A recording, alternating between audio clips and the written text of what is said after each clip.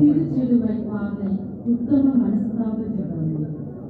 என் இறைவா, நன்மை நிறைந்தவர் நீர், அனைத்திற்கும் மேலாக அன்புக்கு உரியவர் நீர். என் பாவங்களால் உம்மை மனநோக செய்துவிட்டேன்.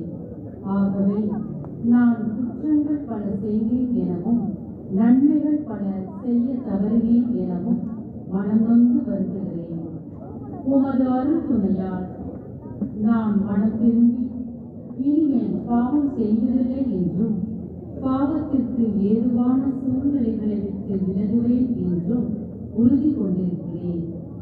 எங்கள் மீட்பராம் இயேசு கிறிஸ்துவின் பாடுகளின் பயனாக இறைவா என் மேல் இரக்கமாயிரும்.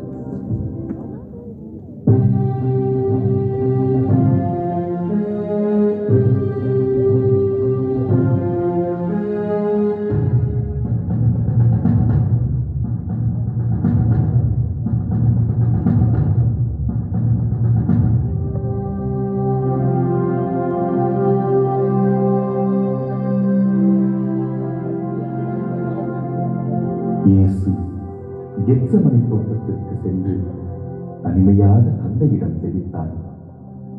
தன் தந்தையின் திட்டப்படி இஸ்ரேல் மக்களுக்கும் யூதர்கள் மத்தியிலும் நற்செய்தியை போதித்தார்.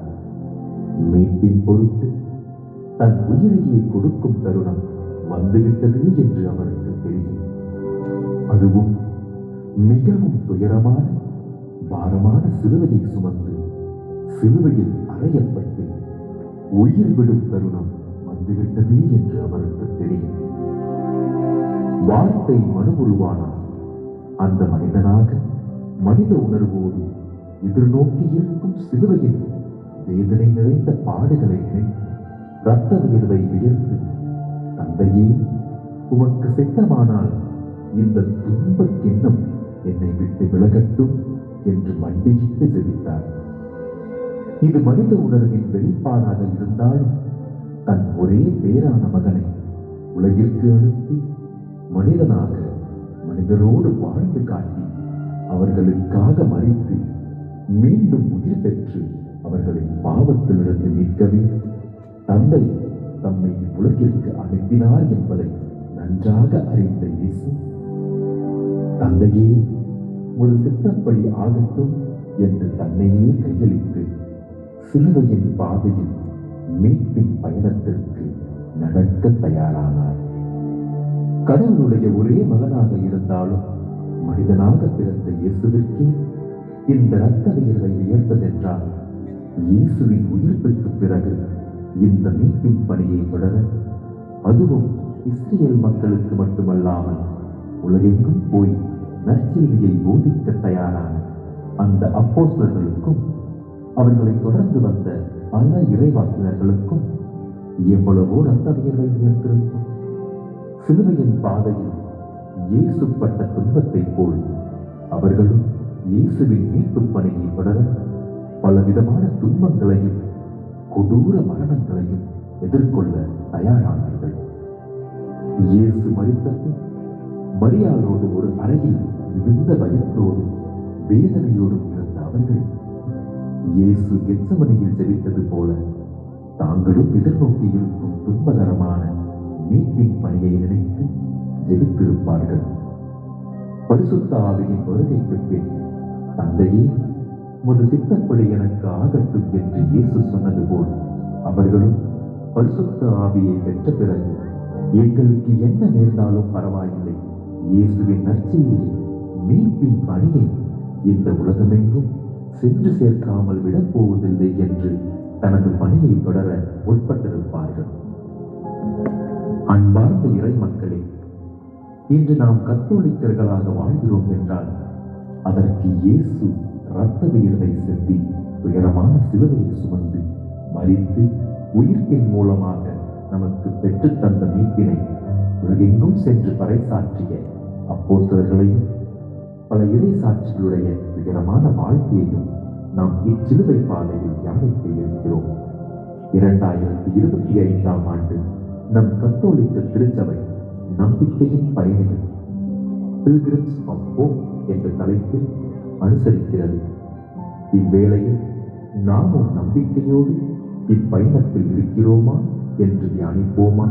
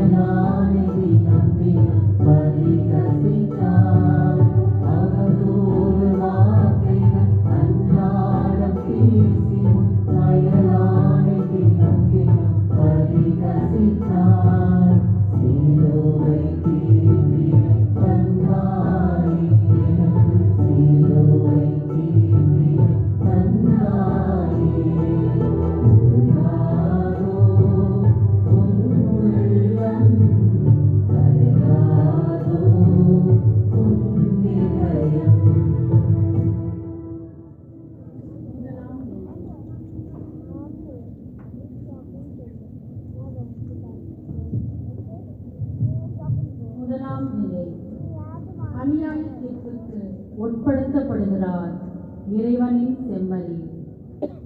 திவ்ய இயேசுவே, உம்மை ஆராதித்து வணங்கி உமக்கு நன்றி அறிந்த ஸ்தோத்திரம் செய்கின்றோம். அது ஏனென்றால் உமது பாரமான திருச்சிலுவையை கொண்டு உலகத்தை மீட்டு ரட்சித்தீர்.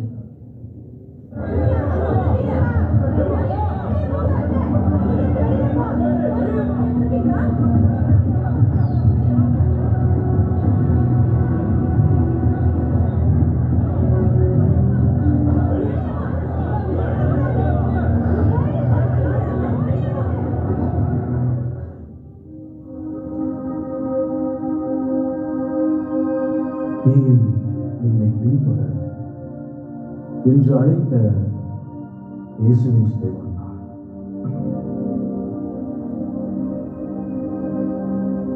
திருச்சபையின் முதல் நம்பிக்கையாளராக நான் என் வாழ்வை முழுவதுமாக இயேசுவிற்காக அர்ப்பணித்தேன். இயேசுவைப் போலவே நீதி இல்லாமல் நான் தீர்ப்பிடப்பட்டேன். இயேசுவின் போதனைகளை எட்டிக்காய் போல் வெறுக்கும் யூத சமூகத்தில் அவரின் அன்பை சொன்னேன், பொய்க்கதை புனைகிறான் என்றார்கள். அவரின் மாண்பை சொன்னேன், மனோவசனம் செய்கிறான் என்றார்கள். அவரின் மகிமையை சொன்னேன், தெய்வ நிந்தனை செய்கிறான் என்றார்கள். இயேசுவின் தியாகத்தை சொன்னேன், எள்ளி நகைத்தார்கள்.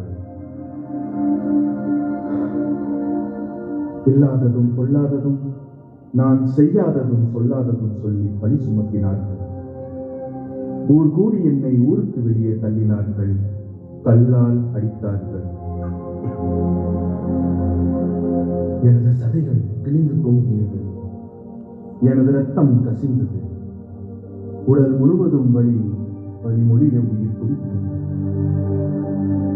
எனினும் எனது மனம் இயேசுவில் நிலைத்தது, அமைதியாய் ஜெபித்தது. உயிர் மரணத்தை நோக்கி அங்குலம் அங்குலமாக நகர்ந்தது. அந்த கடைசி மரண துளிகளில் உலங்காவிட்டேன், விண்ணகம் நோக்கி. ஆண்டவரே, இவர்கள் அறியாமல் செய்கிறார்கள், இவரை மன்னித்திடும் என்று ஜெபித்தேன்.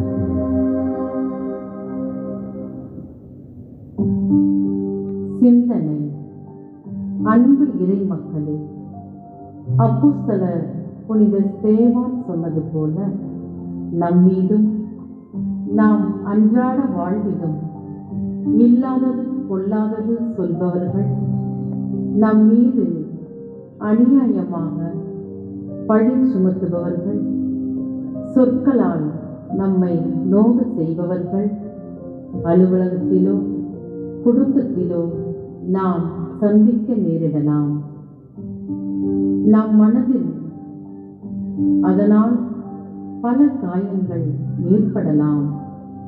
அந்த காயங்கள் கோபமாகவும் அவர்கள் மேல் வெறுப்பாகவும் மாறாமல் அவர்களை மன்னிப்போமா? மனதில் ஏற்பட்ட காயங்களை விட உடல் அளவில் பல கொடூர காயங்கள் உயிர் போகும் அளவுக்கு ஏற்பட்டாலும் புனித ஸ்தேவான் அந்நேரத்திலும் அவர்களுக்காக மண்டியிட்டு இயேசுவை நோக்கி ஜெபித்தார். நாமும் மனதளவில் நம்மீது காயங்களை ஏற்படுத்தியவர்களை மன்னிப்பது மட்டுமல்லாமல் அவர்களுக்காக ஜெபித்து நம்பிக்கையில் திரு பயணிகளாக பயணிப்போமா?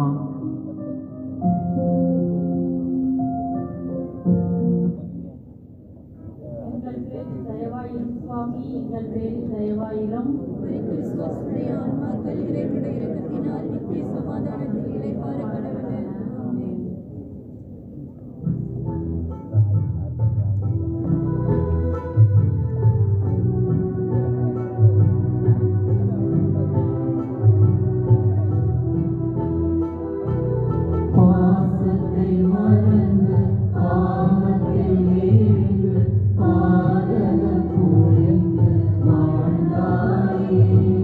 பாசத்தை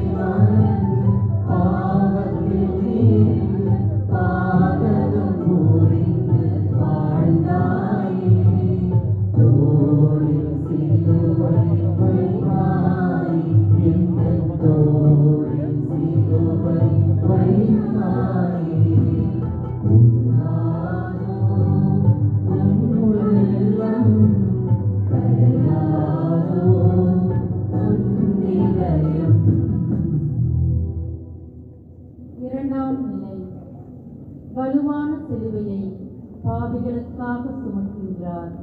இறைவனின் செம்மறி. திவ்ய இயேசுவே, உம்மை ஆராதித்து வணங்கி உமக்கு நன்றியறிந்த தோத்திரம் செய்கின்றோம். ஏனென்றால் உமது பாரமான திருச்சிலுவையை கொண்டு உலகத்தை மீட்டு ரட்சித்தீர். இந்த மனிதன் இயேசுவோடு இருந்தவன் தான். அம்மா, எனக்கு அவரை தெரியாது. இவர்களை நான் ஒன்றாக பார்த்திருக்கிறேனே. நீயும் அவரில் ஒருவன் தானே? நான் இல்லவே இல்லை. இந்த மனுஷன் இயேசுடன் இருந்தவன் என்பதில் எந்தவித சந்தேகமும் இல்லை. அதுவும் இவன் கலிலேயனாக இருக்கிறான். நீ என்ன சொல்லுகிறாய் என்றே எனக்கு புரியவில்லை.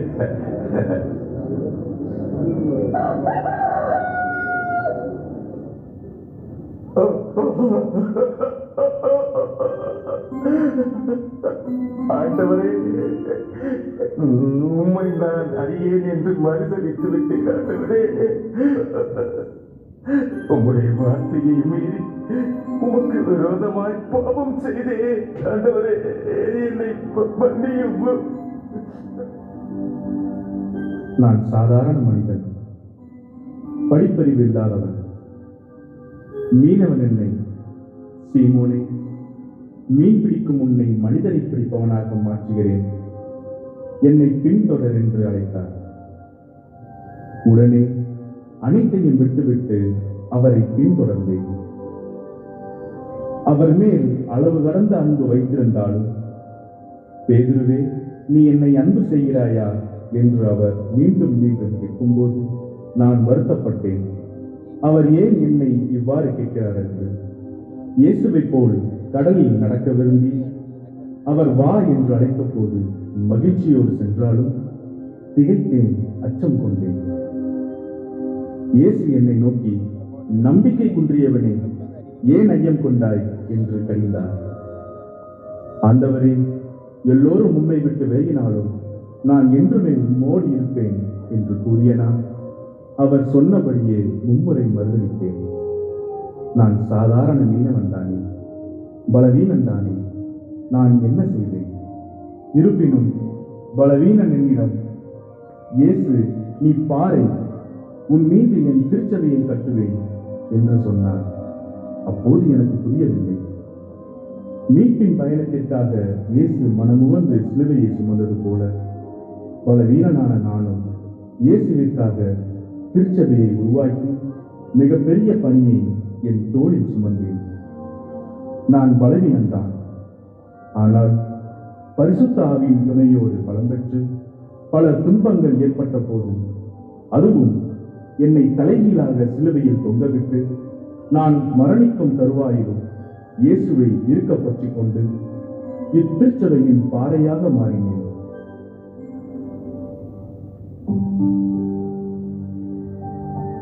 சிந்தனை.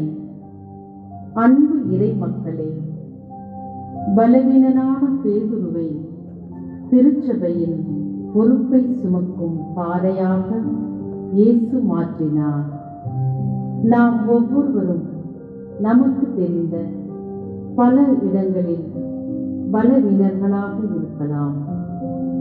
அதையெல்லாம் கடந்து நமக்கு கொடுக்கப்பட்ட பல பொறுப்புகளில் குடும்ப தலைவனாக, தலைவியாக, தாயாக, தந்தையாக, சகோதர சகோதரிகளாக சமூகத்தில் ஏற்றுக்கொண்ட பல பொறுப்புகளை சுமக்கும் பாறையாக நம்மையும் இயேசு மாற்றுவார் என்ற நம்பிக்கையோடு நமக்குரிய சிலுவையை சுமந்து கொண்டு திருப்பயணிகளாக பயணிப்போமா? எங்கள் பேரில் தயவாயிரும் சுவாமி, எங்கள் பேரில் தயவாயிரும். சமாதானத்திலே பார்க்கிறவன். ஆமென்.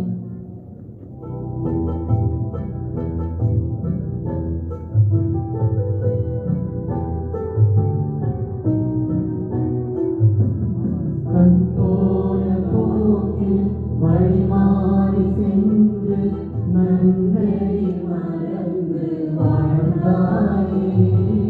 கண் போன போக்கில் வழிமாறி சென்று நன்மை மறந்து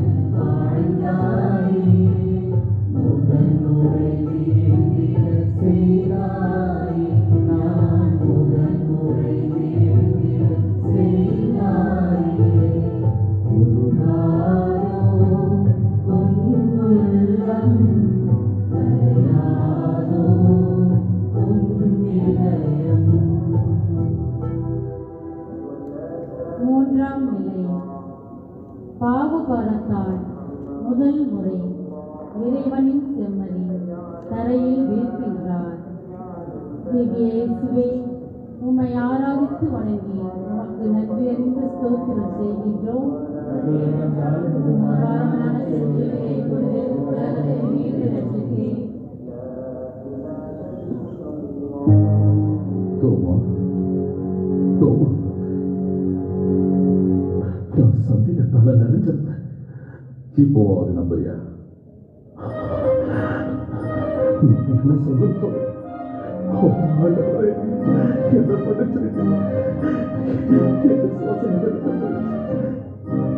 இயேசுவின் ஆரம்ப காலத்திலிருந்தே அவரோடு பயணித்து அவர் செய்த பல அற்புதங்களை கண்கூடாக பார்த்திருந்தாலும் இந்த உலகம் எனக்கு கொடுக்கப்பட்ட சந்தேகத்தை இந்நாள் வரை யார் சந்தேகப்பட்டாலும் நீ தோமாவின் வாரிசா, ஏன் சந்தேகப்படுகிறாய் என்று கேட்கும் அளவுக்கு என் பெயர் மக்கள் மனதில் பதிந்து இயேசுவோடு பயணித்து கண்கூடாக பல அற்புதங்களை கண்டும் என் மனதில் இருந்த பல சந்தேகங்கள் இறுதியாக இயேசு உயிர்த்து விட்டார் என்று அன்னை மரியா உட்பட அனைத்து சீடர்கள் கூறிய போது அதை நம்பாமல் நான் உயிர்த்த ஆண்டவரின் விழாவில் என் கையை விட்டு பார்த்தாலே தவிர இயேசு உயிர்த்ததாக நம்ப மாட்டேன் என்று பெரிய சந்தேகமாக இருந்தது.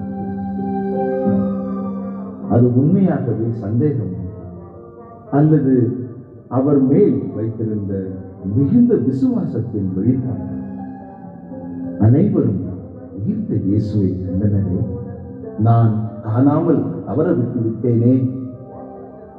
அப்பேற்பட்ட சந்தேக தோமாவாகிய நான் இந்த உலகிற்கு ஒரு உயிர்த்ததை எடுத்துரைக்க நிரூபிக்க தோமாவாக மாறினேன். பல நாடுகளுக்கு சென்று, அதுவும் குறிப்பாக தென்னிந்திய மாநிலங்களுக்கு நான் நேரடியாக சென்று இயேசு உயிர்த்ததை நேரில் தொட்டு உணர்ந்த வேத சாட்சியாக நற்செய்தியை பறைசாற்றினேன். இயேசுவோடு இருந்தபோது இல்லாத தைரியமும் துணிச்சலும் இயேசு இறந்த பிறகு பரிசுத்த ஆவியின் வருகையினால் மிக உறுதியோடு தைரியத்தோடும் அவர் நற்செய்தியை பறைசாற்றினார். அதுவும் முக்கியமாக சென்னை மாநகரத்தில் பிற மதத்தினர் என்னை கல்லால் அடித்து விரட்டி அம்புகளால் குத்தி என்னை சாகும் வரை துன்புறுத்தினாலும் இயேசுவை கைவிடவில்லை.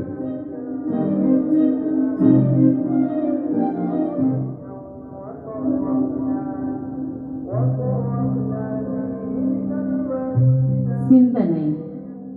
அன்பு இறை மக்களே, நம் உடல் ரீதியாக பல பாவ செயல்களால், அதாவது காம இச்சை, அளவுக்கு அதிகமாக உணவு பற்று, சோம்பேறித்தனம், அளவுக்கு அதிகமான பொருளாதார ஆசை, கட்டுப்பாடற்ற கோபம் போன்ற பல பாவங்களில் வீழ்ந்து கிடக்கலாம். சந்தேக தோமா புனித தோமாவாக மாறி, அதுவும் இயேசுவிற்காக உயிரையே கொடுக்கும் அளவிற்கு அவர் மாறினார் என்றால், அதே பரிசுத்த ஆவியை பெற்ற நாமும் உயிரை கொடுக்க அவசியமில்லை என்றாலும், குறைந்தபட்சம் நம் மனமாற்றத்தை இயேசுவுக்காக கொடுத்து இப்பாவ செயல்களிலிருந்து எழுந்து தொடர்ந்து நம்பிக்கையோடு திருப்பயணத்தில் பயணிப்போமா? எங்கள் பேரில் தயவாயிரும் சுவாமி, எங்கள் பேரில் தயவாயிரும். விசுவாசத்துடைய நான்மாக்கள் இறைவனின் இரக்கத்தினால் சமாதானத்தில் வாழ கடவுள. ஆமென்.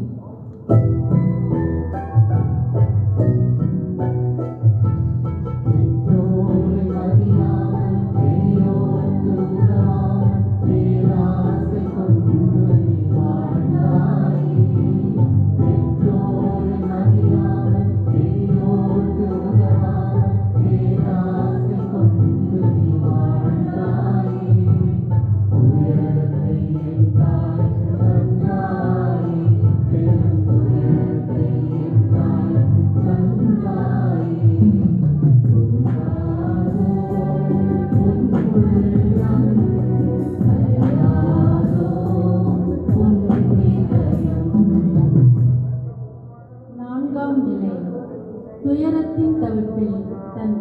சந்திக்கின்றார் இறைவனின் செம்மறி.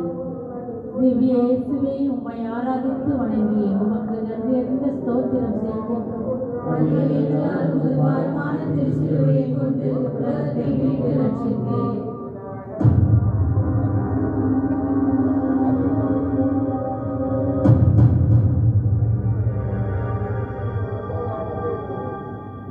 சிலுவையின் பாதை வலுவிலன் உறுப்புலை வழி தொடர்ந்த தன் ஒரு இயேசுவை அன்புள்ளம் கொண்ட தியாகத்தின் அன்னை மரியாள் சந்திக்கிறார். வலியோடு துன்பத்தை உதரமாய் உதிர்க்கும் தன் மகனை தியாகத்தின் தாய் எதிர்கொண்டு புனிதம் காட்டினார். வேதனையை மறைத்து லட்சியத்தை நோக்கும் அந்த இரண்டு புனிதமான பார்வைகள் ஒன்றோடொன்று கலந்து நம் கண்களை வளமாக்குகின்றன. ஒன்றில் தியாகத்தின் தீர்மானம், மற்றொன்று தாயின் அன்பும் வேதனை.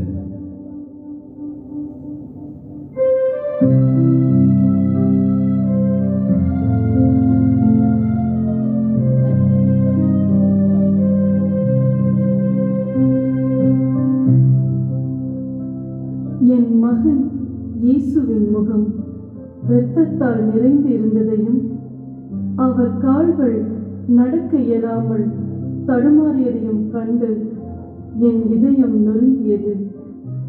அந்த தருணம் என் பிள்ளையின் துன்பத்தில் நானும் பங்கு பெற்றேன். ஆனால் இன்று என் மகனை விட மிக மனவேதனைக்கு உள்ளாகிறேன். ஏனெனில் நீங்கள் எனது மகனை மறந்து அன்பற்ற உலகில் பயணிக்கிறீர்கள்.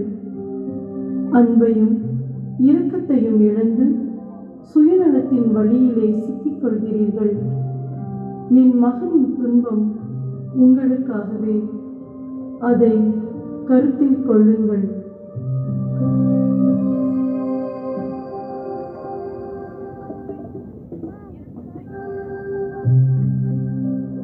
சிந்தனை. அன்பு இறை மக்களே, லூர்து அன்னை, பாத்திமா அன்னை, வேளாங்கண்ணி தாய் போன்ற மாதாவின் பல புதுமைகளையும் கண்டு பரவசம் அடையும் நாம் அன்று சிலுவையை சுமந்து சென்ற இயேசுவை கண்டு மனம் நொந்த அதே வேதனையில்தான் இன்றும் அன்னை மரியா ஒவ்வொரு புதுமையிலும் நமக்கு வெளிப்படுத்துகிறார் என்பதை உணர்கிறோமா? சிலுவை சுமந்து நமக்காக உயிர் விட்ட இயேசுவை மறந்து பாவ செயல்களில் ஈடுபட்டு அதிலிருந்து மனம் திரும்பாமல் மாதாவின் புதுமை இடங்களுக்கு சென்று ஜெபிப்பதினால் அன்னை மரியாவின் வேதனை நீங்க போவதில்லை என்பதை உணர்கிறோமா? எங்கள் பேரில் தயவாயிரும் சுவாமி, எங்கள் பேரில் தயவாயிரும். மரித்த விசுவாசியுடைய ஆன்மாக்கள் இறைவனை இரக்கத்தினால் நித்திய சமாதானத்தில் இளைப்பாற கடவன. ஆமென்.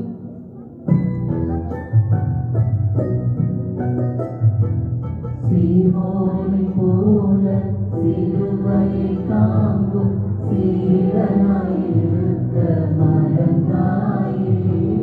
சீமோனை போல சிலுவையை தாங்கும் சீடனாயிருக்க மறந்தாயே. உதவிகள் செய்திட மறுத்தாயே. சிறு உதவிகள் செய்திட மறுத்தாயே.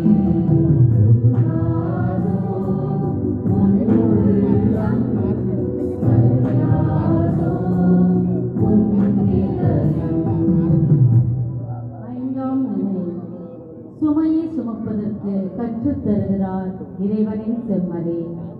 திவ்ய இயேசுவே, உம்மை ஆராதித்து வணங்கி உமக்கு நன்றி அறிந்து ஸ்தோத்திரம் செய்கின்றோம். ஏனென்றால் ஒரு பாரமான திருச்சிலுவையை கொண்டு உலகத்தை மீட்டு ரட்சித்தேன்.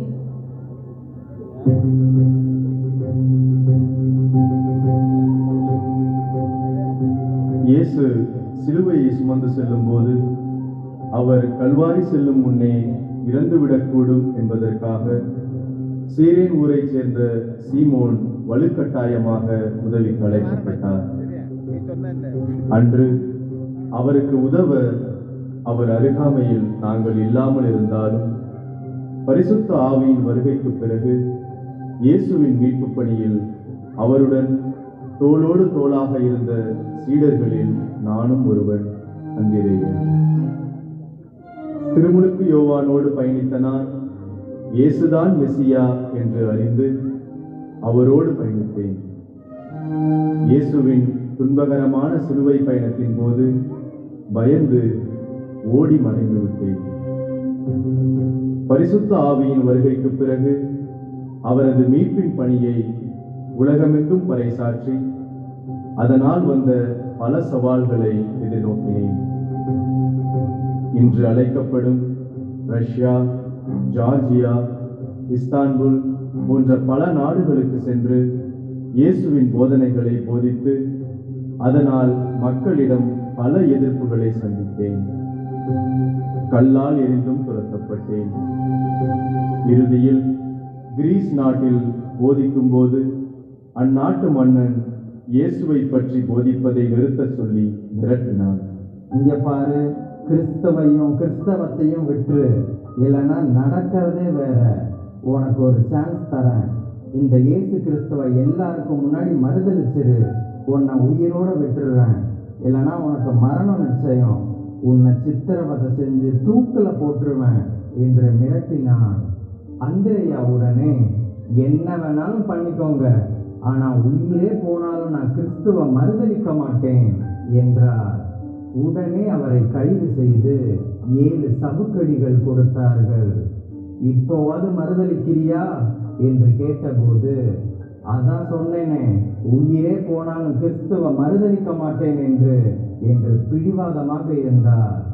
இவன் சரிப்பட மாட்டான், இயேசுவ மாதிரி இவனையும் சாகடிக்கணும் என்று சொல்லி அந்திரேயா முதிர் வயதானவர் என்று கூட பார்க்காமல் எக்ஸ் வடிவத்தில் உள்ள சிலுவையில் அவரை அறைய உத்தரவிட்டான். என்னை சாட்டையால் அடித்து குறுக்கு நெடுக்கான சிலுவையில் அறைந்து கொன்றார்கள்.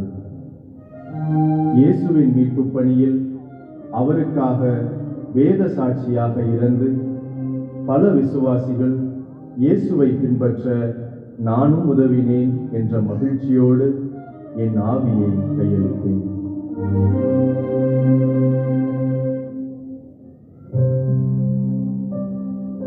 சிந்தனை.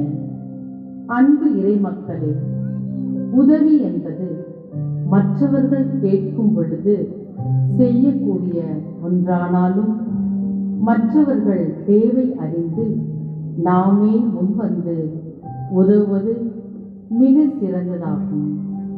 இயேசுவின் மீட்பு பணியில் அவருக்கு பின் ஒவ்வொரு அப்போஸ்தலர்களும் மிக கடினமாக துன்புற்று உயிரை கொடுக்கும் அளவிற்கு உதவினார்கள்.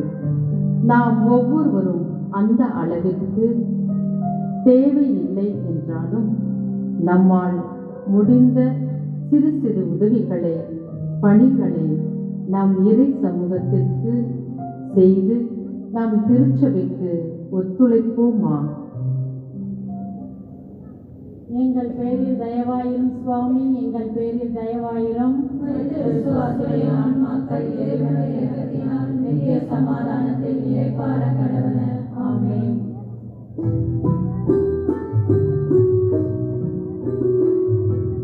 வெரோனிகா போல துணிவான பெண்ணா பிற துன்பம் துடைத்திட வரவில்லையே.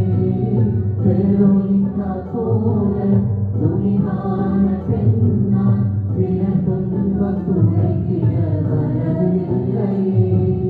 துயரத்தை காணாமல் சென்றாயே, என் துயரத்தை காணாமல் சென்றாயே.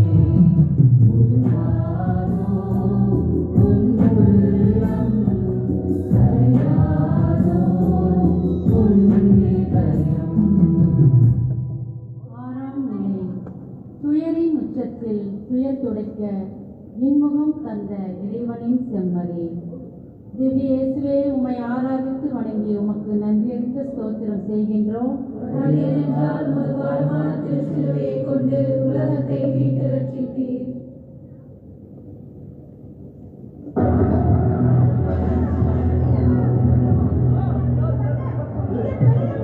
மரியாதை போயிடுங்க. சாகு நிலைமையில் இருக்க நாளில் மதமாக பாக்குறீங்களா? நான் எந்த வேதமும் பார்க்கறதில்ல. ஒரு கிறிஸ்டின் நல்ல கிறிஸ்டினா இருக்கணும், ஒரு முஸ்லிம் நல்ல முஸ்லிமா இருக்கணும், அப்புறம் ஒரு ஹிந்து நல்ல ஹிந்துவா இருக்கணும். மதர் தெரசா,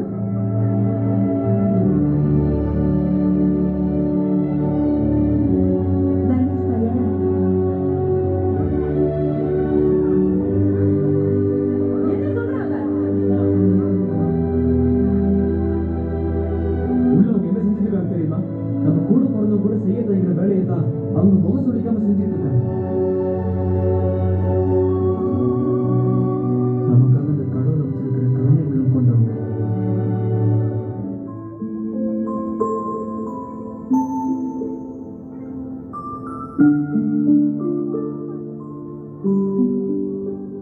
அன்னை தெரசாவாகிய நான் கொல்கத்தாவின் தெருக்களில் இறக்கும் நிலையில் இருக்கும் ஏழை குழந்தைகளையும் முதியவர்களையும் கண்டபோது என் இதயம் துடித்தது.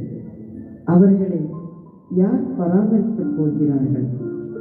அவர்களின் கண்களில் நான் இயேசுவின் முகத்தையே கண்டேன். ஒரு நாள் ஒரு நோயால் பாதிக்கப்பட்ட முதியவர் என்னை பார்த்து அழுதார். அவருக்கு எந்த உறவினரும் இல்லை, எந்த உதவியும் இல்லை. நான் அவரின் கைகளை பிடித்து அவரின் முகத்தை சுத்தம் செய்தேன். அந்த கணம் என் வாழ்வில் முக்கியமான தருணம். இன்று வெரோனிகா இயேசுவின் முகத்தை தைரியமாக துடைத்தது போல நானும் பல எதிர்ப்புகளை கடந்து வந்தாலும் அதே தைரியத்துடன் இந்த ஏழை குழந்தைகளையும் முதியவர்களையும் கருணையுடன் பேணி காப்பேன் என்று உறுதிமொழி எடுத்துக்கொண்டேன். நாமும் கருணை உடையவர்களாகவும் பிறருக்கு உதவும் மனப்பான்மையுடன் வாழ அழைக்கப்படுகிறோம். என் மரணம் வரும் வரை கருணையுடன் இயேசுவை என் ஒவ்வொரு செயலிலும் சிரிப்பிலும் காணத் தொடங்கினேன். அதில் எனக்கு பேரின்பம் இருந்தது. இறுதியில் என் கடைசி மூச்சு வரை ஒவ்வொரு ஏழையின் முகத்திலும் நான் இயேசுவின் முகத்தையே கண்டேன்.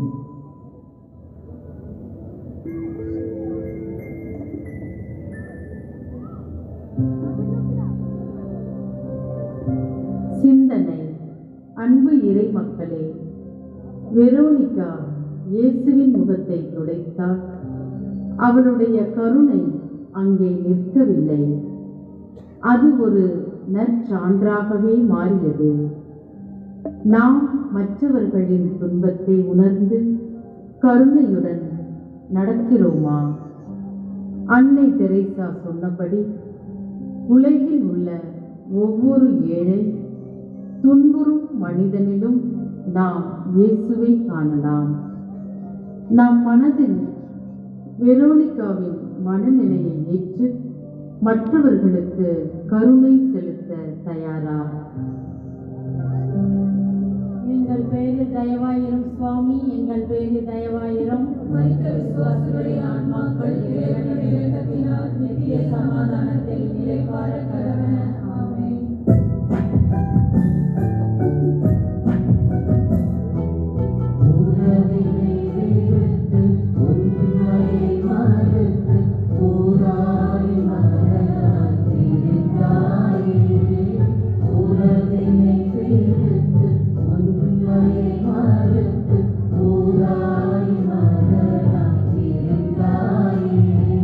மறுமுறை விழுந்திட செய்தார்.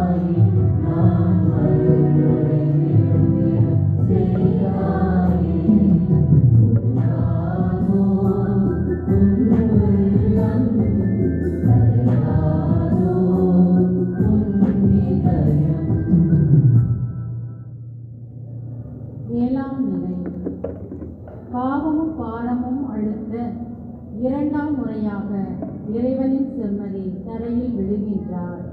திவ்ய இயேசுவே, உம்மை ஆராதித்து வணங்கி உமக்கு நன்றியறிந்த ஸ்தோத்திரம் செய்கின்றோம். என்றால் உமது பாரமான திருச்சிலுவையை கொண்டு உலகத்தை மீட்டு ரட்சித்தீர்.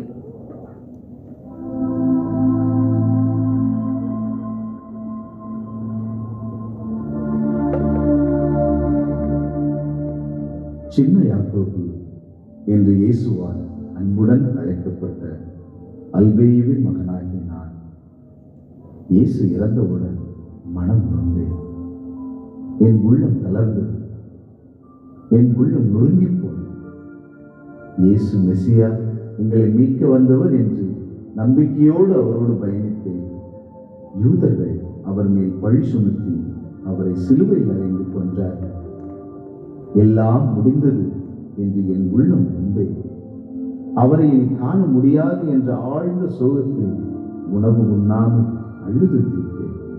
உள்ளத்தால் நொறுங்கி விழுந்த நான் அவர் உயிர்த்து விட்டார் என செய்தி கேட்டவுடன் என் மனதில் மகிழ்ச்சி பெறும்.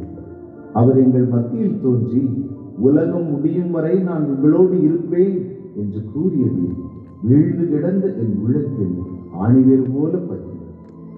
பரிசுத்த ஆவியின் வருகைக்கு பின் என் உள்ளத்தில் வாழ்கிறார் என்ற புத்துணர்வு கொண்டு மனிதர்களுக்காக ஜெபிக்கவும் தைரியமாக போதிக்கவும் செய்தேன். நீண்ட நேரம் முழந்தாளிட்டு ஜெபத்தினாலும் தரையில் முகம் குப்புற விழுந்து ஜெபித்ததினாலும் என் முழங்கால்கள் ஒட்டகத்தின் முழங்கால்கள் போலவும் நெத்தியில் தழும்புகளும் உருவாயிற்று. ஆதி திருச்சபையில் நான் மக்களுக்கு இயேசுவை பற்றி போதித்தது, கூட்டம் கூட்டமாக மக்கள் மனம் திரும்பியது, யூத குருக்களுக்கு பிடிக்காமல் என்னை அடித்து சித்திரவதை செய்து ஆலயத்தின் மேலிருந்து கீழே தள்ளி கீழே விழுந்த என்னை கல்லால் அடித்து கொன்றார்கள்.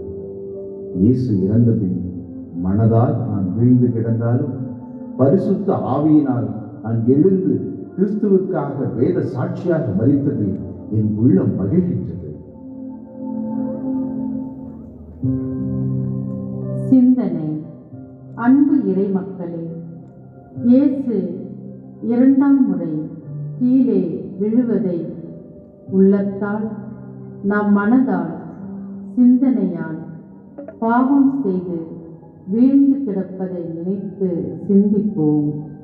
சொல்லாலும் சிந்தனையாலும் செயலாலும் நாம் பாவம் செய்தேன் என்று ஒவ்வொரு பாவ அறிக்கையில் ஜெபிக்கிறோம். அப்படி சிந்தனையால் எந்த பாவத்தில் வீழ்ந்து கிடக்கிறோமோ என்று சற்று யோசிப்போம். அகத்தின் அழகு முகத்தில் தெரியும் என்பார்கள். ஆனால் நாம் பலமுறை அகத்தின் பாவங்களை முகத்தில் தெரியாமல் சமாளிக்கலாம். ஆனால் நம் ஆண்டவர் அதை அறிவார். அப்பேற்பட்ட சிந்தனையால் அகத்தில் செய்த பாவங்களுக்காக மன்னிப்பு கேட்டு தூயவராக எழுந்து நம்பிக்கையின் திருப்பயணத்தை தொடருவோம். எங்கள் பேரில் தயவாயிரும் சுவாமி, எங்கள் பேரில் தயவாயிரும். நித்திய சமாதானத்தில் விளைவார கடவன. ஆமென்.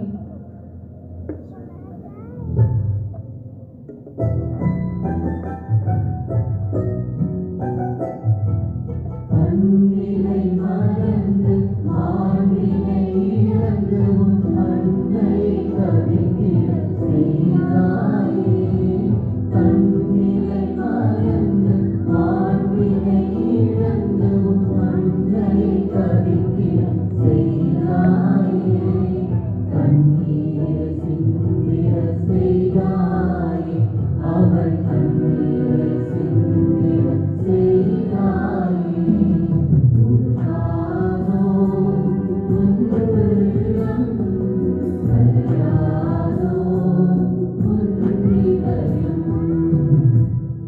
எட்டாம் நிலை.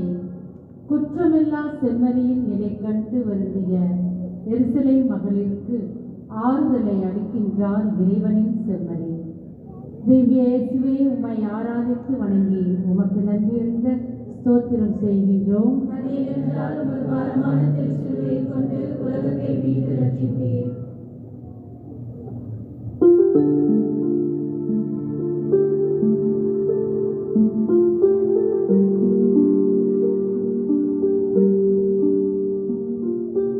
சிறு வயதிலேயே தந்தையை இழந்து தாயின் அரவணைப்பில் வளர்ந்து வேத சாட்சியான புனித லூசியா ஆகிய நான் செல்வ செழிப்பு மிக்க குடும்பத்தில் பிறந்தவள். கிறிஸ்துவின் மேல் மிகுந்த விசுவாசம் கொண்டு அவர் மேல் அளப்பரிய பற்று கொண்டு அவருக்காக என் வாழ்க்கையை அர்ப்பணிக்க விரும்பினேன். என் அன்னையும் என்னை செல்வ செழிப்பு மிக்க ஒரு அரசனுக்கு மணமுடிக்க திருமண ஒப்பந்தம் செய்திருந்தார். அந்த அரசனோ நான் இயேசுவின் மேல் வைத்திருந்த மிகுந்த விசுவாசத்தின் பொருட்டும் இந்த திருமண ஒப்பந்தத்திற்கு மறுத்ததாலும் என்னை பல துன்பங்களுக்கு உட்படுத்தினான். கிறிஸ்துவின் மேல் நான் கொண்டிருந்த அளப்பெரிய நம்பிக்கையை கண்டு என் அன்னை எல்லா செல்வத்தையும் பெற்று ஏழைகளுக்கு உதவினார். நான் ஜெபித்துக் கொண்டிருக்கும் போது அந்த அரசை சார்ந்த வீரர்கள் என்னை இழுத்துச் செல்ல வந்தார்கள். ஆனால் இயேசு என்னை வீரர்கள் இழுத்துச் செல்லாதபடி ஒரே இடத்தில் நிறுத்தினார். மீண்டும் அவர்கள் நெருப்பு மூட்டி என்னை எரிக்க முற்பட்டார்கள். ஆனால் அந்த நெருப்பு என்னை எதுவும் செய்யவில்லை. என்னை மானபங்கப்படுத்துவதற்காக விலைமாதர் நடுவில் அனுப்பினார்கள். நான் அவர்களுக்காக ஜெபித்து அவர்களை மனம் மாற்றி அவர்களையும் ஜெபிக்க வைத்தேன். இதனால் கோபம் கொண்ட அரசன் என் கண்களை பிடுங்கினான். ஆனால் ஆண்டவரின் கிருபையால் நான் என் பார்வையை மீண்டும் பெற்றேன். இதனாலேயே பார்வை இழந்தவர்கள் என்னை பாதுகாவலியாக ஏற்று என்னிடம் ஜெபிப்பதும் உண்டு. பொறுமை இழந்த ஆளுநர் கிறிஸ்துவின் மேல் நான் வைத்திருந்த நம்பிக்கையை பொறுக்காமல் என் தலையை துண்டித்து என்னை கொன்றான். என் பெற்றோர் இயேசு கிறிஸ்துவின் மேல் நான் வைத்திருந்த நம்பிக்கையை புரிந்து கொண்டு வேத சாட்சியாக மரிக்கும் அளவிற்கு விசுவாசத்தில் நான் உறுதியாக இருக்க எனக்கு துணையாய் இருந்தார்கள்.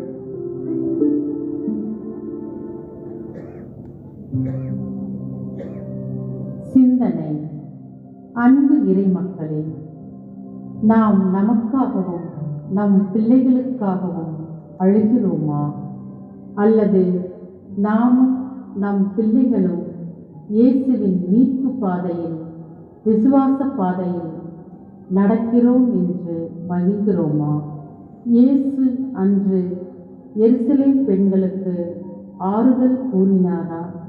அல்லது எனக்காக அழ வேண்டாம், உங்களுக்காகவும் உங்கள் பிள்ளைகளுக்காகவும் அழுங்கள் என்று கடிந்து கொண்டாரா? நம் பிள்ளைகளை விசுவாச பாதையில் வளர்ப்பது திருச்சபை நமக்கு கொடுத்த கடமை என்பதை உணர்கிறோமா? நம் பிள்ளைகள் ஜெபிப்பதற்கும் குடும்ப ஜெபத்தில் பங்கேற்பதற்கும் திருப்பலியில் மற்றும் திருவருட்சாதனத்தில் பங்கேற்பதற்கும் அவர்களை அறிவுறுத்துகிறோமா?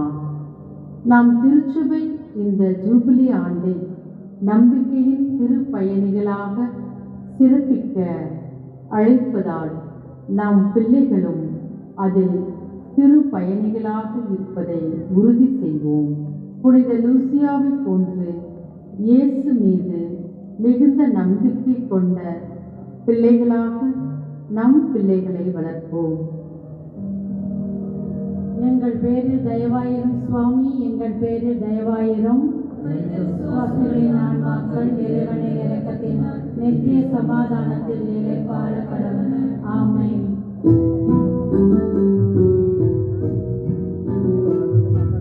மன்னிப்பு தந்தும் மனமானியும் மண்ணில் நீண்டும் விழுந்தாயே. மன்னிப்பு தந்தும் மனமானியும் மண்ணில் நீண்டும் விழுந்தாயே. மறுபடி விழுந்திட செய்தாயே. நான் மறுபடி விழுந்திட செய்தாயே. ஒரு நாளோ உன் உள்ளம் கரையாதோ உன் இதயம். 9ஆம் நிலை. ஒரு குழந்தை நிலை தடுமாறி பாரச் சிலுவையுடன் 3ஆம் முறையாக தரையில் விழுகின்றார் இறைவனின் செம்மறி. திவ்ய இயேசுவே, உம்மை ஆராதித்து வணங்கி உமக்கு நன்றியறிந்த ஸ்தோத்திரம் செய்கின்றோம். அதேனென்றால் உமது பாரமான திருச்சிலுவையை கொண்டு உலகத்தை மீட்டு ரட்சித்தீர்.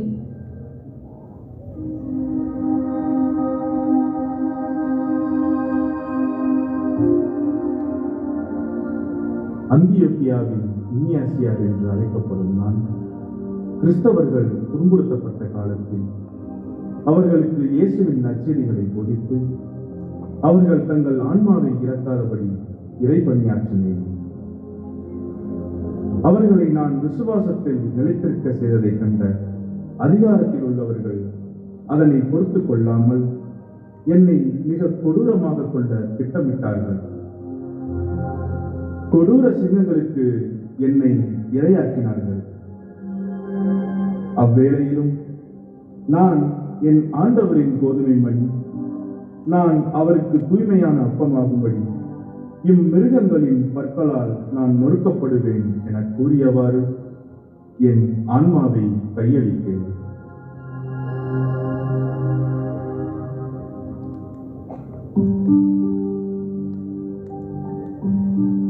சிந்தனை. அன்பு இறை மக்களே, இயேசு தன் சிலுவையின் பாதையில் பலமுறை விழுந்து இருக்கலாம். ஆனால் நம் திருச்சபை 3 முறை விழுவதை மட்டும் தியானிக்க அழைப்பதின் காரணம், முதல் முறை உடலால் செய்யும் பாவத்திலிருந்து எழவும், 2ஆம் முறை உள்ளத்தால் சிந்தனையால் செய்யும் பாவத்திலிருந்து எழவும், 3ஆம் முறை தன் ஆன்மாவையே இழக்கும் அளவிற்கு செய்த பாவத்திலிருந்து நாம் மீண்டு எழவே. ஒருவன் உலகெல்லாம் தனதாக்கிக் கொண்டாலும் தன் ஆன்மாவை இழந்து விட்டார், அதனால் என்ன பயன் என்று புனித இக்னேசியஸ் லயோலா அடிக்கடி கூறுவது போல, நாம் நம் ஆன்மாவை இழக்காமல் இருக்கிறோமா? ஆன்மாவை இழப்பது என்றால் கடவுளை முழுமையாய் மறுப்பது, ஒருவருக்கு மரணம் விளைவிக்கும் அளவிற்கு பாவம் செய்வது போன்ற ஜென்ம பாவத்திலிருந்து நாமோ அல்லது நம்மை சுற்றி இருப்பவர்கள் யாராவது வீழ்ந்து இருந்தால் அவர்களுக்காக ஜெபித்து ஆன்மாவை மீட்டு நம்பிக்கையோடு திருப்பயணத்தில் தொடர்வோம். எங்கள் பேரில் தயவாயிரும் சுவாமி, எங்கள் பேரில் தயவாயிரும். இறைவனின் இரக்கத்தினால் நித்திய சமாதானத்தில் இளைப்பாற கடவன. ஆமென்.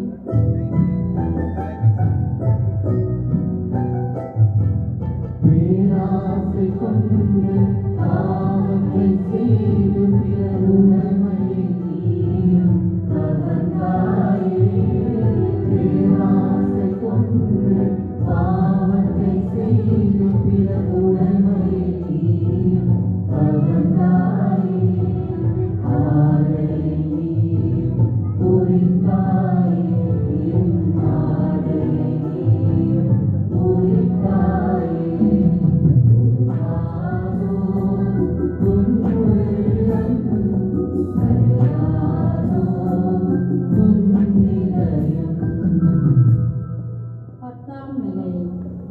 எனக்காக ஆடைகள் அகற்றப்பட்டு நிர்வாணமாக்கப்படுகின்றார் இறைவனின் செம்மறி. திவ்ய இயேசுவே, உம்மை ஆராதித்து வணங்கி உமக்கு நன்றியறிந்த ஸ்தோத்திரம் செய்கின்றோம்.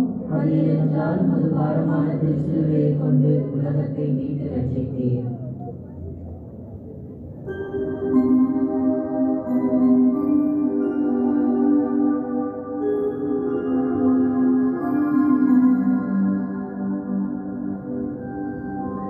பத்தலமேயு, நீ உண்மையான இஸ்ரவேலன் என்று முதல் சந்திப்பிலேயே இயேசு என்னை குறித்து சொன்னார்.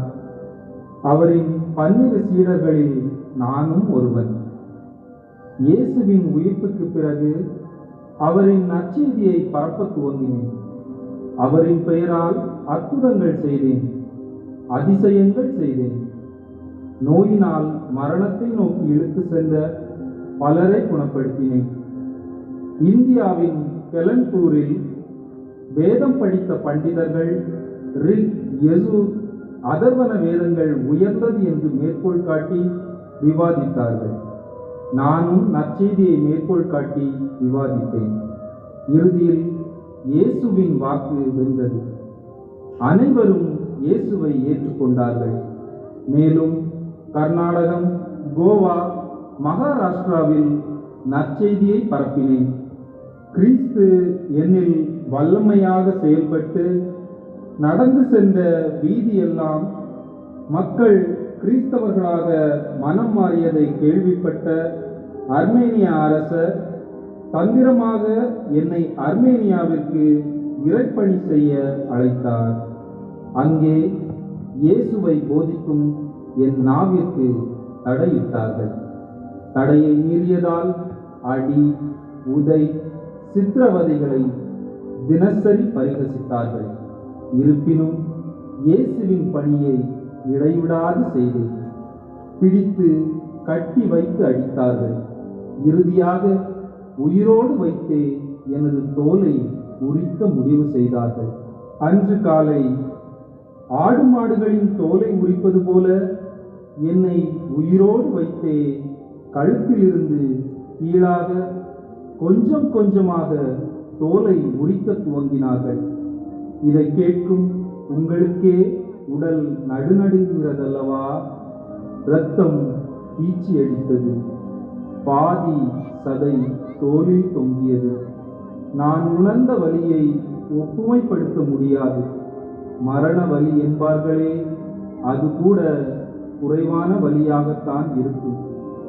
பிறகு தலைகீழாக தொங்கவிட்டு தலையை வெட்டினார்கள். என் உடலை கடலில் வீசினார்கள். இயேசுவிற்காக இம்மரணத்தை ஏற்றுக்கொண்டேன்.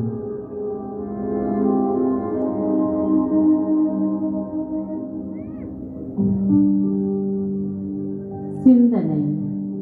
அன்பு இறைமக்களே, புனித பர்த்தலமேயுவின் உடலில் உள்ள தோள்கள் குறிக்கப்பட்ட போதும் அவர் இயேசுவின் மேல் உள்ள நம்பிக்கையை விடாமல் அவர் மேல் உள்ள விசுவாசத்தை நிரூபித்தார். நமது உடல் பரிசுத்த ஆவியின் ஆலயம் என்பதை நாம் உணர்கிறோமா? நாம் திருப்பலிக்கு வரும் பொழுது, ஆலயத்தில் நுழையும் பொழுதும் நம் உடை அலங்காரங்களுக்காக நமக்கு கொடுக்கப்பட்ட ஒழுங்குகளை நாம் அனுசரிக்கிறோமா? மற்றவர்கள் நம்மை காணும் பொழுது நம்மில் இயேசுவை பிரதிபலிக்கிறோமா?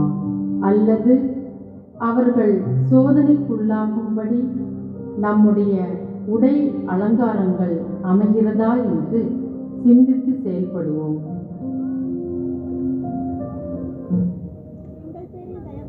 சுவாமி, எங்கள் பேரில் தயவாயிரும். மனித விசுவாசிகளின் ஆன்மாக்கள் இறைவனை வெற்றினார் நித்திய சமாதானத்தில் இளைப்பாற கடவன. ஆமென்.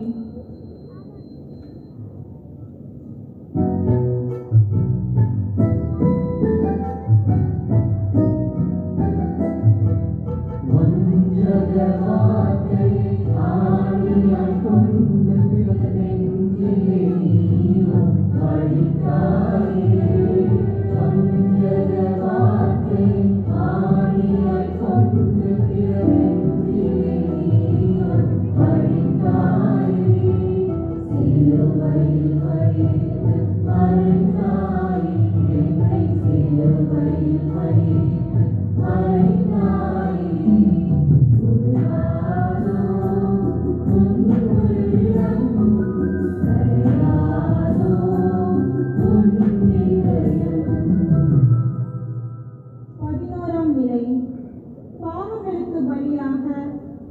இறைவனின் செம்மறி தன்னை சிலுவையில் அறைய கரங்களையும் கால்களையும் தருகின்றார். திவ்ய இயேசுவே, உம்மை ஆராதித்து வணங்கி உமக்கு நன்றியறிந்த ஸ்தோத்திரம் செய்கின்றோம். உமது பாரமான திருச்சிலுவையை கொண்டு உலகத்தை மீட்டு ரட்சித்தீர்.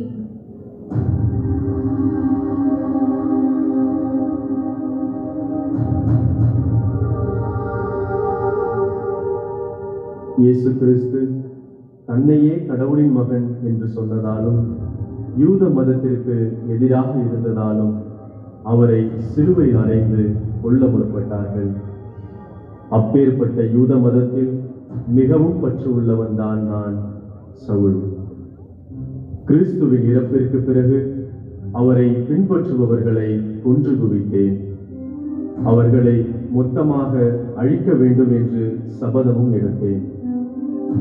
நீங்கள் முதல் நிலையில் கண்ட ஸ்தேவானையும் கல்லறிந்து கொள்ள சம்மதித்தவன் நானே.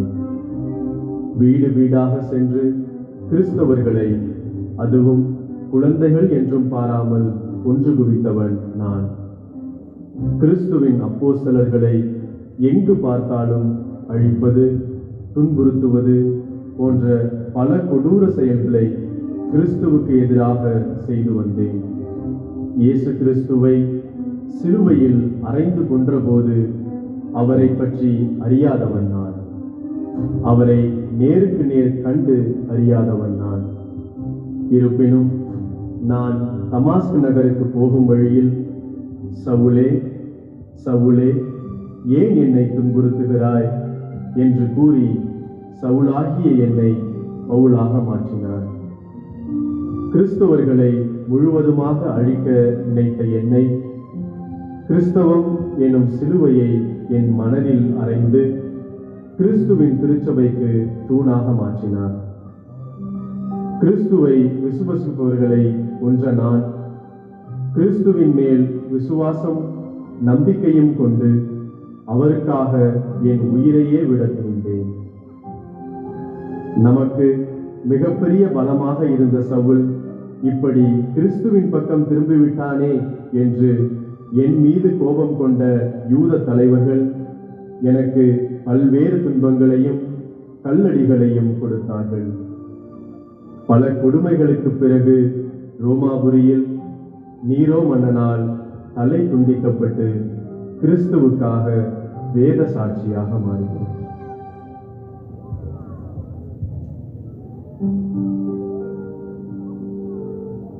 பதினோராம் நிலை சிந்தனை.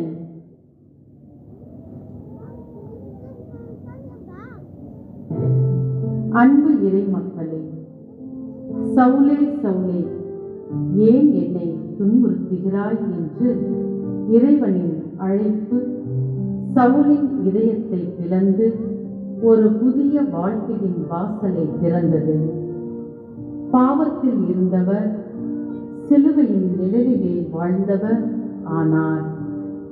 என்று நாமும் நம் வாழ்க்கையை பார்ப்போம். பிறரை விமர்சித்து குறை கூறிய தருணங்களை நினைவு கூறுவோம். நம் உள்ளத்தில் இருக்கும் தன்னலமும் திமிரும் இயேசுவின் சிலுவையின் ஒளியில் கரைந்து விடட்டும் என்று இறைவனை வேண்டுவோம். பவுல் போலவே நம்மையும் மாற்ற கிருபையை தாரும் ஆண்டவரே என ஜெபிப்போம். நாம் நம் பழைய இயல்புகளை விட்டு விலகி இயேசுவின் முன்னிலையில் ஒரு புதிய மனிதனாக மாறுவோம். இயேசுவின் சிலுவையின் அடியில் நம் வாழ்வையும் நம் எதிர்காலத்தையும் இயேசுவுக்கே அர்ப்பணிப்போம். என் வாழ்க்கையின் திசையை மாற்றும் ஒவ்வொரு சிலுவை நிலையிலும் உம்மை போலவே நான் செம்பட்டு உம்மை கடைபிடித்து வாழ என்னை தயார் செய்யும் ஆண்டவரே என ஜெபிப்போம்.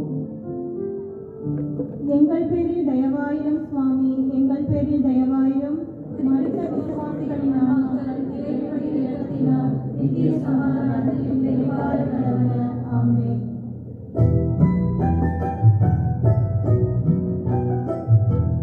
வாழ்வுக்கு நோக்கம் உந்தன காட்டி வாழ்ந்திட உனக்காக நானே மறித்தேனே. வாழ்வுக்கு நோக்கம் உன்னை காட்டிட உனக்காக நானே மறித்தேனே. வாழ்ந்திட உயிரை தந்தேனே. நீ வாழ்ந்திட உயிரை தந்தேனே. ஒரு நாளோ உன் உள்ளம் சரியானோ உன் இதயம். 12ஆம் நிலை. நம் பாவங்களுக்காக தம் உயிரை பரிசாக தருகின்றார் இறைவனின் செம்மறி. திவ்ய இயேசுவே, உம்மை ஆராதித்து வணங்கி உமக்கு நன்றி அறிந்த ஸ்தோத்திரம் செய்கின்றோம். கொண்டு உலகத்தை மீட்டு ரட்சித்தீர்.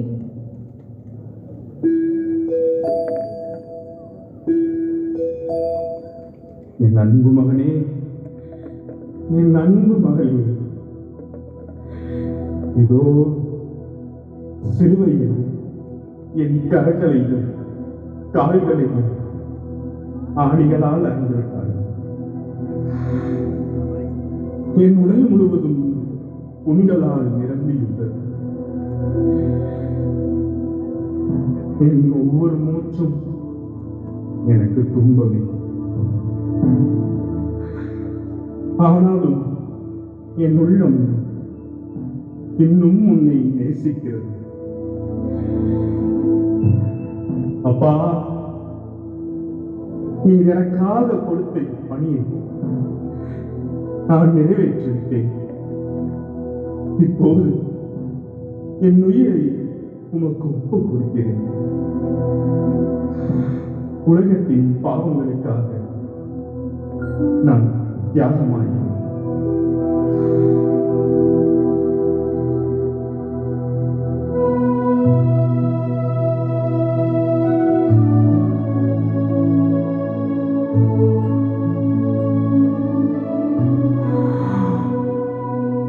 என் பிதாவே, என் பிதாவே, இதோ உமது கரங்களில் என் ஆவியை ஒப்படைக்கிறேன்.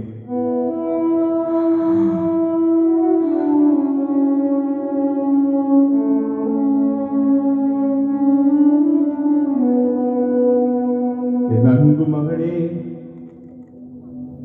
என் அன்பு மகனே, உனக்காக என் உயிரை கொடுத்தேன். என்னை ஏற்றுக்கொள்வாயா?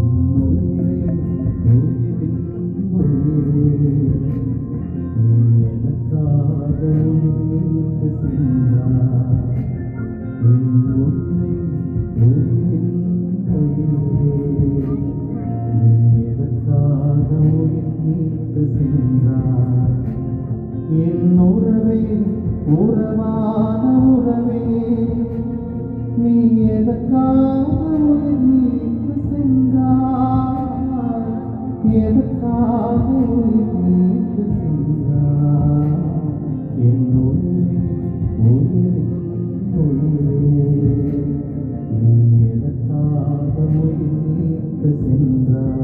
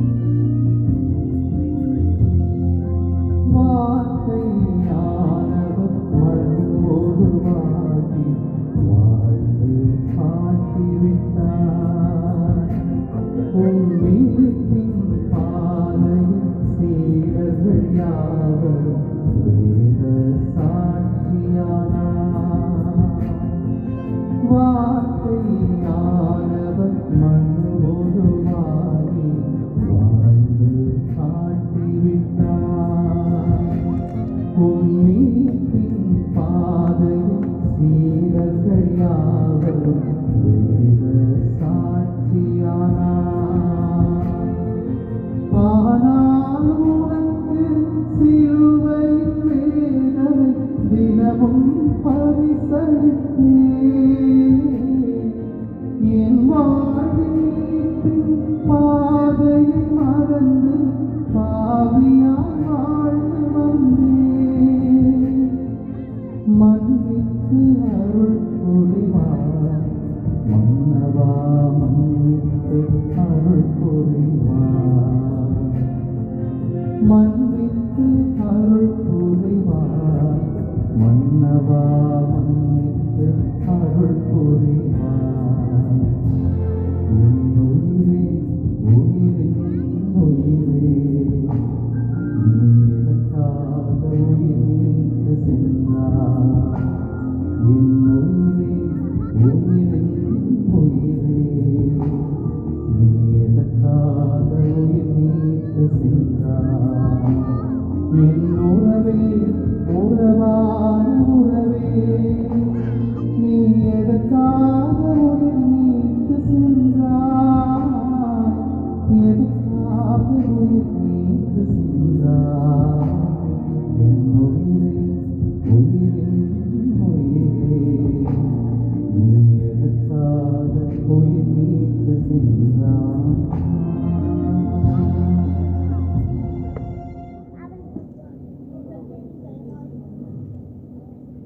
எங்கள் பேரில் தயவாயிரம் சுவாமி, எங்கள் பேரில் தயவாயிரம். மரித்த விசுவாசிகளுடைய ஆன்மாக்கள் இறைவனுடைய இரக்கத்தினால் நித்திய சமாதானத்தில் இளைப்பாற கடவுள். ஆமென்.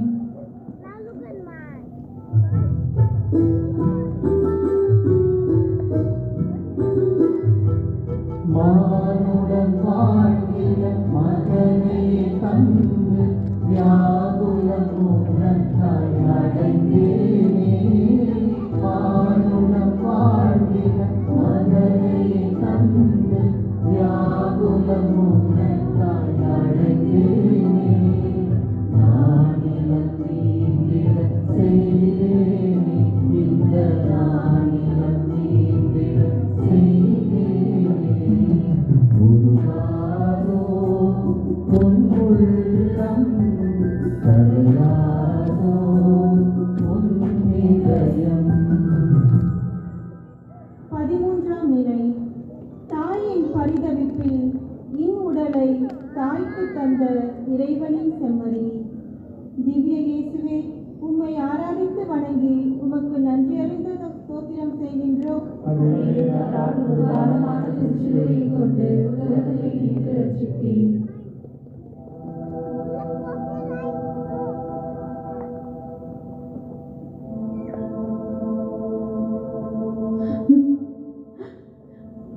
ஆறு கழுவி முத்தமிட்டு அன்பால் அரவணைத்து சோறூட்டி தூக்கி வளர்த்த அதே கரங்களால் உயிரற்ற என் மகனை மீண்டும் சுமக்கிறேன். சிலுவை பாதையில் என் மகன் தாங்கிய கொடூர வலியை என் மனம் பாரமாய் இருக்கிறது. நோயுற்றோரை தொட்டு குணப்படுத்திய கைகள், மக்களை ஆசீர்வதித்த நீண்ட கைகள் இப்போது குருதியில் நனைந்து பெற்ற தாயின் கண்ணீரை துடைக்க வழிகின்றன, அசைவற்று கிடைக்கின்றன. அன்பினால் உலகத்தை பார்த்த கண்கள் நித்திய அமைதி நிறைந்து என் மன வேதனையை அதிகப்படுத்துகின்றன. என் இதயத்தின் வேதனையை குறைக்க என் கண்கள் குணமாகி அதிலிருந்து வழியும் ஒவ்வொரு கண்ணீர் துளிகளும் என் நம்பிக்கையை துளிர்விட செய்கின்றது. தந்தையே, உன் கையில் என் ஆவியை ஒப்படைக்கிறேன் என்று என் மகன் கூறியது போல நானும் என் மன வேதனையை தந்தையிடம் ஒப்படைத்தேன். கடவுளின் அன்பில் நான் உறுதியாய் உள்ளேன். அதனாலேயே நான் காத்திருக்கிறேன். அமைதியில், வேதனையில், விசுவாசத்தில், நம்பிக்கையில். சிலுவையின் அடியில் நின்று நம் மீட்பர் இறுதி மூச்சை விடுவதை நான் பார்த்தேன். உயிரற்றதும் உடைந்ததுமான அவரை என் கைகளில் தாங்கினேன். ஆனால் அந்த மரணத்தால் கூட என் விசுவாசத்தை பறிக்க முடியவில்லை.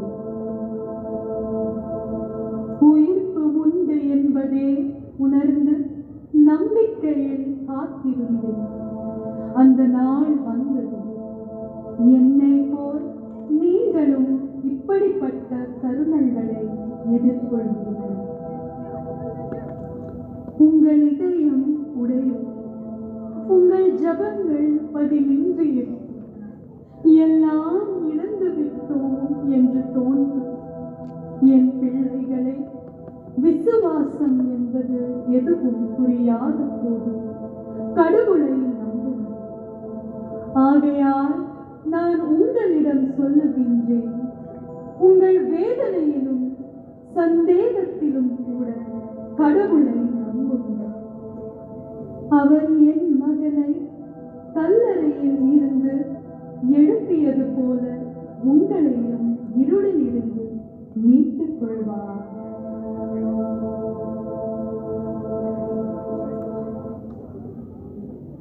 எங்கள் பேரில் தயவாயிரும் சுவாமி, எங்கள் பேரில் தயவாயிரும். மற்ற விசுவாசிகளின் ஆன்மாக்கள் இறைவனின் இரக்கத்தினால் நித்திய சமாதானத்தில் இளைப்பாற கடவன. ஆமென்.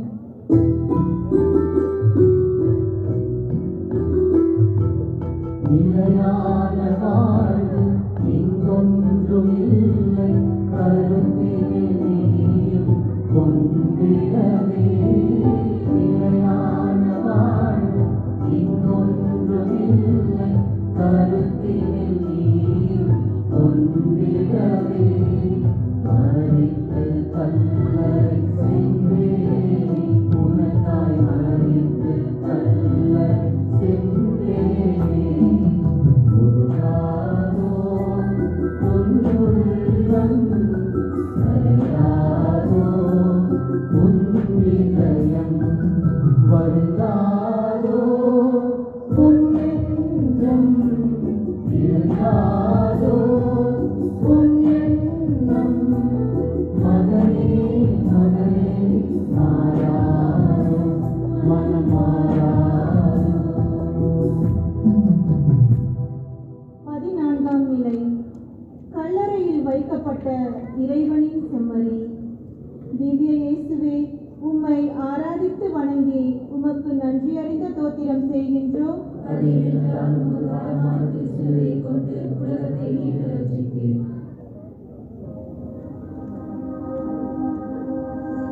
உண்மையாகவே 14ஆம் நிலையில் இயேசுவின் உடல் ஒவ்வொரு அப்போஸ்தலர்கள் ஆழ்மனதிலும் அடக்கம் செய்யப்படுகிறது.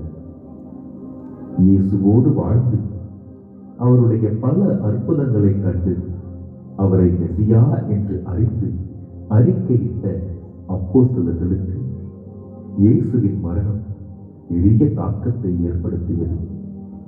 இயேசு என்ற கோதுமை விதை ஒவ்வொரு அப்போஸ்தலர்கள் மனதிலும் ஆழமாக விதைக்கப்பட்டது. பரிசுத்த ஆவியின் வருகைக்கு பிறகு அந்த விதை மிக பெரிய ஆலமரமாக வளர்ந்து கத்தோலிக்க திருச்சபையாக இன்று திகழ்கிறது. இந்த ஆலமரத்தின் ஆணிவேராக இயேசு விதைக்கப்படும் தருணம்தான் இங்கு நாம் காண்கிறோம். நாம் இந்த திருச்சிலுவை பாதையில் கண்ட அப்போஸ்தலர்களும் இன்னும் பல அப்போஸ்தலர்களும் பல புனிதர்களும் இந்த திருச்சபை என்னும் ஆலமரத்தின் விருதுகளாக இருந்து அதற்காக பல இன்னல்களை சந்தித்து கொடூரமான நிலையில் தங்கள் உயிரையும் கொடுத்து இயேசுவின் மீட்பு பணியில் அவரோடு பயணித்து உருவாக்கி இருப்பதுதான் இன்று நாம் வாழ்ந்து கொண்டிருக்கும் கத்தோலிக்க திருச்சபையும் அதன் அருட்சாதனங்களும் நம்பிக்கையின் வாழ்க்கையும். அன்பு இறை மக்களே, இந்த யூபிலி ஆண்டில் நாம் அதே நம்பிக்கையோடும் விசுவாசத்தோடும் திருச்சபையில் பயணிக்கிறோமா என்று சிந்தித்து பார்ப்போம்.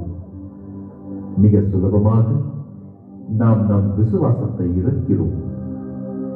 நான் ஜெபித்தது கிடைக்கவில்லை என்றாலும் எனக்கு ஏன் இப்படி நடக்கிறது என்ற விரக்தியிலும், நாம் நேசித்தவர்கள் நம்மை விட்டு விலகும் பொழுதும், நம்மால் ஏற்றுக்கொள்ள முடியாத மரணம் ஏற்படும் பொழுதும், இன்று நாம் கண்ட ஒவ்வொரு அப்போஸ்தலர்களின் வாழ்க்கையையும் பல புனிதர்களின் வாழ்க்கையையும் வேத சாட்சியாக மறித்த தருணங்களையும் சற்று நினைவுக்கு கொண்டு வருவோம். இயேசுவின் இறப்பு மறுபடியும் உயிர்த்து நம்மை மீட்கவே. ஒவ்வொரு அப்போஸ்தலருடைய இறப்பும் நம்மை நம்பிக்கையோடு அந்த மீட்பின் பாதையில் பயணிக்க செய்யவே. நமக்குரிய சிலுவையை எடுத்துக்கொண்டு எத்தனை சோதனைகள் வந்தாலும், எத்தனை துன்பங்கள் வந்தாலும், இறை விசுவாசத்தோடு நம்பிக்கையின் திருப்பயணிகளாக தொடர நம் கத்தோலிக்க திருச்சபையோடு இணைந்து பயணிப்போம், மீட்பு பெறுவோம்.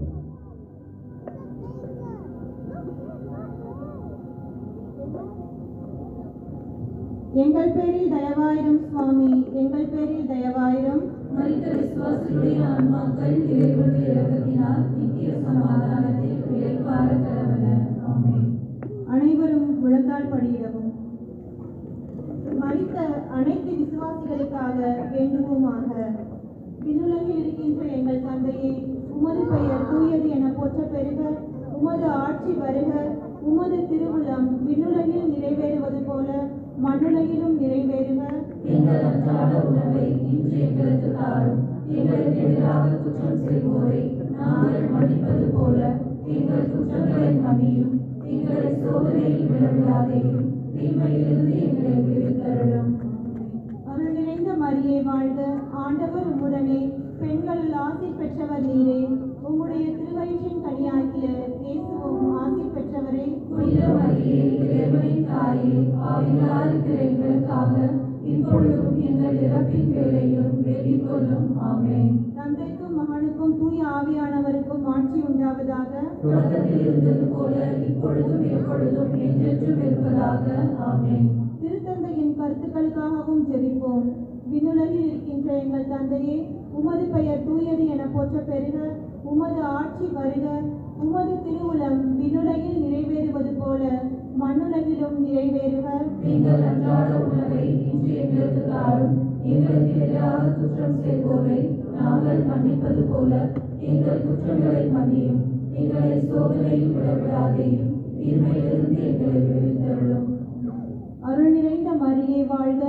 ஆண்டவர் உம்முடனே, பெண்களுள் ஆசி பெற்றவர் நீரே. உம்முடைய திருவயிற்றின் கனியாகிய இயேசுவும் ஆசி பெற்றவரே. புனித மரியே, இறைவனின் தாயே, பாவிகளாய் இருக்கிற எங்களுக்காக இப்பொழுதும் எங்கள் இறப்பின் வேளையிலும் வேண்டிக் கொள்ளும். ஆமென். தந்தைக்கும் மகனுக்கும் தூய ஆவியானவருக்கும் ஆட்சி உண்டாவதாக. தொடக்கத்தில் இருந்தது போல இப்பொழுதும் எப்பொழுதும் என்றென்றும் இருப்பதாக. ஆமென்.